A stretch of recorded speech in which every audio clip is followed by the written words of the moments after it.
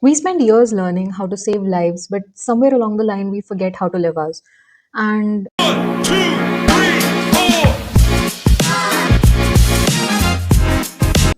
hi, I'm V, and I'm a final year medical student. And these are some of the realizations I've had in my entire journey as a medical student. And one of which is that medical students need to have a life. Now, this is something I might get a lot of hate for, or it might be controversial, but hear me out. Now, the thing is that what I've realized is that medicine becomes our identity. It is such a vast course and it takes so much of our time that it becomes our identity, our conversation, our meals, our schedules, everything starts to revolve around it. So much so that we stop thinking about everything else. This is what happened with me as a first year student who, just had like got an admission and who was really excited to start college life. I was so sure that I would pursue all my hobbies, because as a student, like back in school, I used to be a very excited person, and I used to participate in a lot of things, may it be sports, cultural events, debates, public speaking, everything, because it gave me joy. I really liked the idea of being expressive and open. But when I entered college and, in my first college fest, I even took part in a lot of activities. But the exhaustion of that and the realization that, you need to let go of some things. At that time, it seemed easier for me to stop working on my hobbies or, giving time for those things, because my priority was to try and study more, give more time to my books, give more time to my academics, and get a handle on how to read and how to process and keep everything in my mind. Now, eventually, now that I look back at it, I think that was a really big mistake, because what happened was that I made that my entire identity. I didn't feel like doing everything else. And more than that, every time I tried to do something else, every time that I tried to dance a little, sing a little, or do something that was not academically oriented, I felt guilty. I felt guilty of not doing something related to academics. I felt guilty for wasting my time. What I didn't realize was that I was approaching towards a burnout, because if you give so much of yourself with no time to spare for your own mind and for your own well-being, you are bound to end up at a point where you have no energy left at all, because you did not do anything to replenish that energy, to rejuvenate. One more thing that I realize is that medicine becomes your entire personality.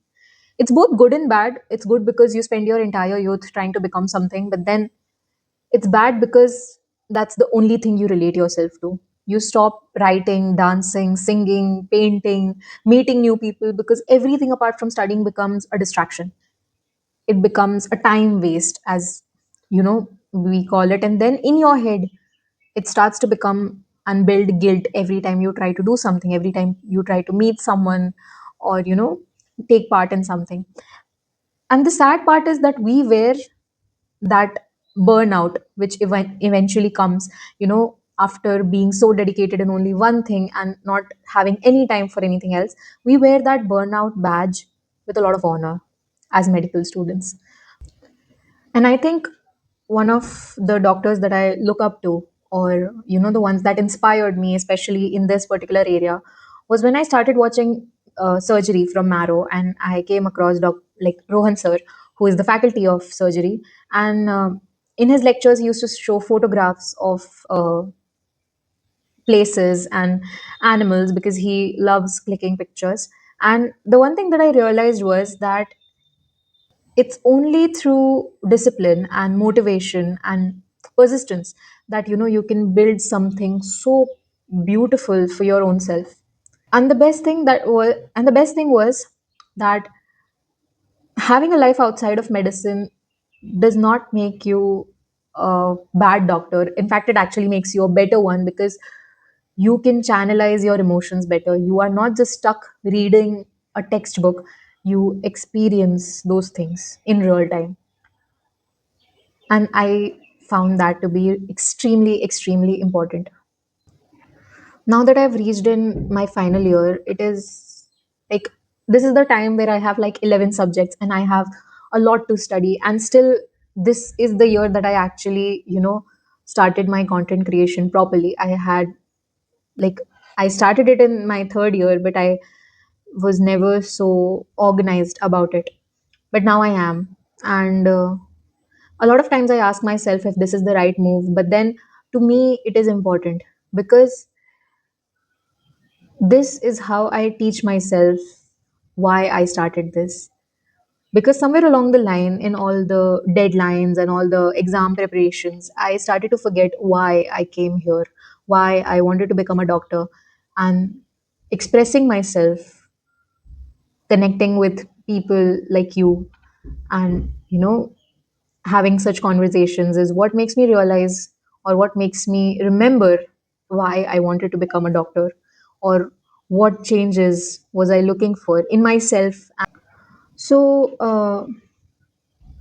it can feel difficult if you were to try and navigate through this, if you were to add a lot of things in your schedule because you have a lot of hobbies. Because I, for one, am that kind of a person. I have a lot of ideas and I have a lot of things that I want to do. And somewhere along the line, I don't think I make time for everything. But yes, there is always one thing that, you keep alongside, because it's not just about your books or your marks or your degrees. It's also about communications, connections, and your experience of life on top of everything. So I hope you remember that.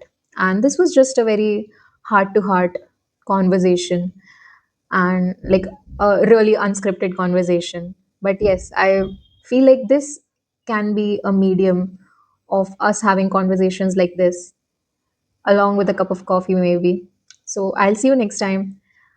I am V, signing off. Bye.